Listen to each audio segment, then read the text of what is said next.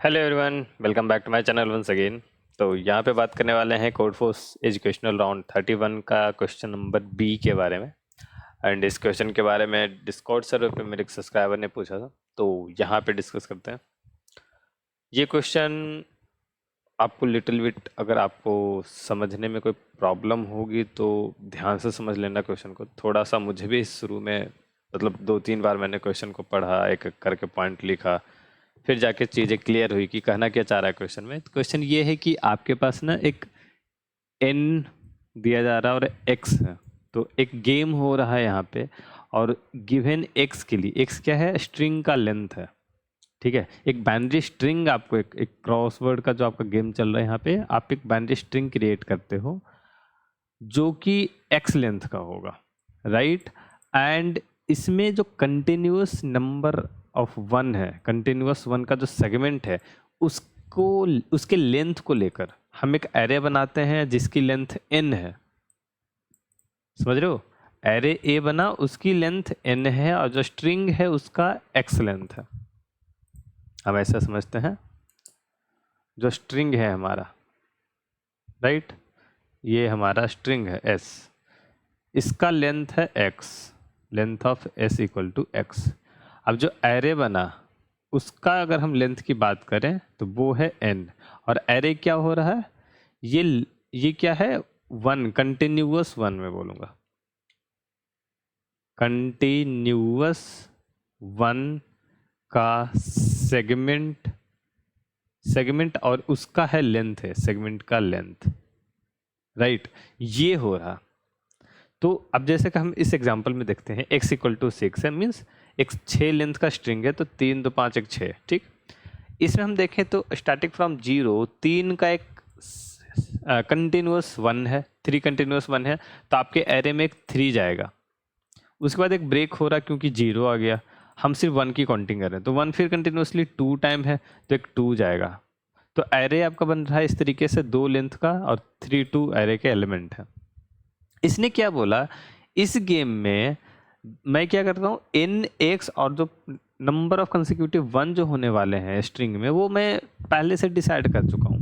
मेरा ऐसा ना, मैंने फिक्स कर रखा है कि ये मुझे करना है। मीन्स 4 लेंथ के स्ट्रिंग मुझे बनाने हैं, 2 टाइम उसमें कंटिन्यूअस वन का सेगमेंट आएगा और उसका लेंथ होगा 1 और 3। तो एक बार वन का continuous one number of one होंगे और एक बार 3 होंगे, ठीक है।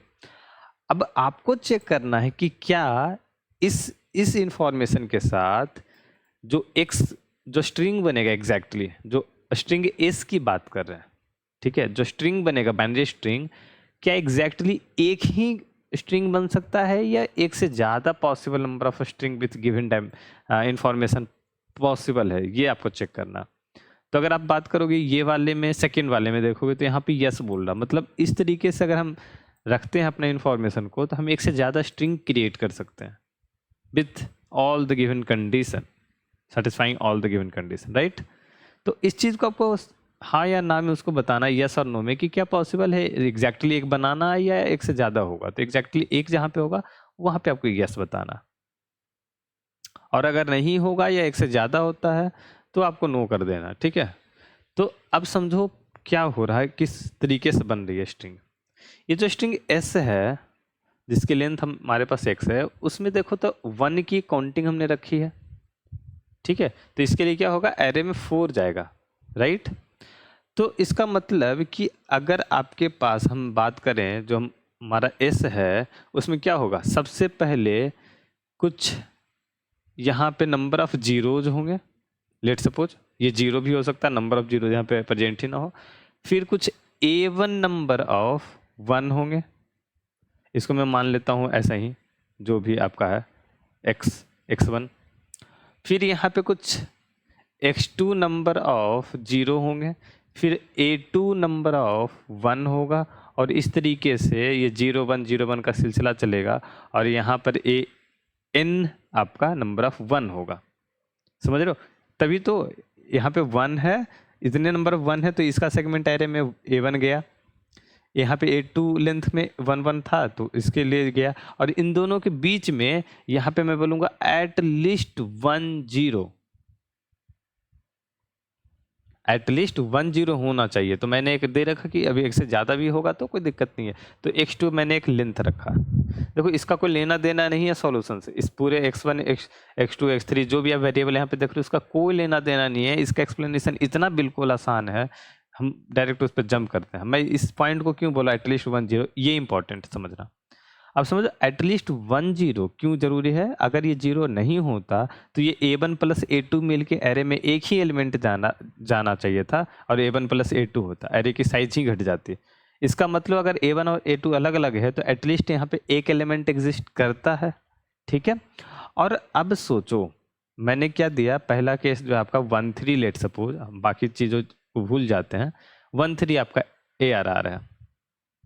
इस केस में हमारे पास 1 है और यहाँ पे ये 1 है। अब यहाँ पे एटलीस्ट 1 0 और हम एक से ज़्यादा 0 की बात करते हैं, ठीक। आगे भी इसके 0 हो सकते हैं, उसको हम लोग छोड़ते हैं अभी। तो पॉइंट क्या करना चाह रहा, अब यूनिक कैसे बनेगा, ये जो आपका जो इस बना है ये यूनिक कैसे रहेगा। इस केस में देखो तो आप इस 1 के साथ 0 को और इस 0 को यहाँ पे इस 0 को हटाओ, इस 111 को पहले रखो और इस 0 को यहाँ पे बाद में कर दो। देखो जो हमारा चाहिए था, इससे जो एरे बनेगा वो अभी भी 1 3 ही बन रहा है, 1 3 ही बन रहा है क्योंकि एटलीस्ट 1 0 अभी भी सेटिस्फाई कर रहा है इन दोनों के बीच में, राइट। और स्ट्रिंग देखो तो डिफरेंट हो गया। इसका मतलब कि हमारे पास एग्जैक्टली एक स्ट्रिंग एस बनने के लिए हर एलिमेंट के, इन दोनों एलिमेंट के बीच में एक 0 रखनी है, फिर इसके बाद का एक और जिसके साथ होगा फिर एक 0 रखनी है, समझ रहे हो। अब इसको मैं बाइट रेंज पे आपको लेके दिखाता हूँ। कहना क्या मैं चाह रहा हूँ कि a1 a2 a3 a4 a5 dot dot dot an तक आपके पास टोटल नंबर ऑफ एलिमेंट हैं। तो a1 a2 के बीच में एग्जैक्टली एक 0 आपको स्ट्रिंग में रखनी है। अगर 2 0 हुआ या 2 से ज़्यादा हुआ तो हम बहुत सारे स्ट्रिंग अलग अलग तरीके से फिर बना देंगे। यहाँ भी आपको एक 0 रखना, इसके लिए एक और 0 रखना, इसके दोनों के लिए एक 0 और रखना, इस तरीके से आपको एक एक 0 सबके लिए रखना पड़ेगा। तो टोटल आपको n-1 0 रखना पड़ेगा, अब बाकी सारे 1 होंगे। तो अगर हम स्ट्रिंग के लेंथ x की बात करें तो x क्या हो जाएगा, ये सम ऑफ ARR के एलिमेंट, ठीक है, a1 plus a2 plus a dot dot an तक, उसमें हम लोग n-1 और देंगे, इतने नंबर ऑफ जीरोज और ये 1 extra 0 we need, extra 0 we need for exactly 1s, समझ रहे हो। एग्जैक्टली 1s होने के लिए n-1 0 ही चाहिए, उससे ज़्यादा होगा तो हमारा कहीं ना कहीं एक से ज़्यादा स्ट्रिंग पॉसिबल हो जाएगा। तो x की लेंथ अगर ये है तो हम लोग कर पाएंगे, अदरवाइज नहीं कर पाएंगे, सिंपल, ये इतना आसान है। क्वेश्चन अगर आपको, इसलिए मैं बोला कि क्वेश्चन अगर आपको समझ में नहीं आ रहा तो एक बार समझ लेना स्टेटमेंट ढंग से।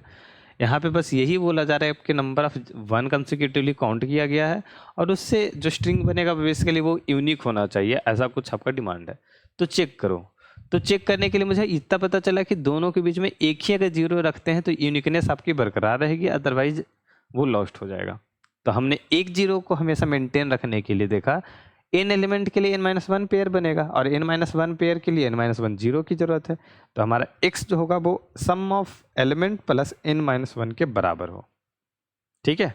अब मैं आपको कोड दिखाता हूँ क्योंकि कोड इसका कुछ भयंकर जैसा तो नहीं होने वाला, तो मतलब ऐसा कोई खास जरूरत नहीं है, बट फिर भी n और x को मैंने इनपुट लिया, सम और टेम्प लिया, एरे की जरूरत है नहीं, बस मुझे number of sum of element चाहिए था। तो मैंने एरे में स्टोर ना करके मैंने डायरेक्टली इसको टेम्प में लिया और सम ले लिया। तो बीगो 1 यहाँ स्पेस कॉम्प्लेक्सिटी की अगर हम बात करें तो वो है, और टाइम कॉम्प्लेक्सिटी बीगो n ही है।